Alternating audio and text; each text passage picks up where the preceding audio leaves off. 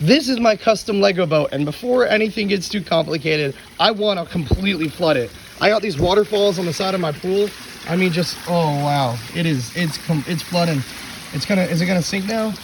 The holes probably haven't filled up with water yet, so that's probably why it's still like kind of floating. Is it gonna go down? This is on my iPhone, so I'm not really gonna like put the camera underwater or anything. It's surprisingly not sinking. Let's take care of that here.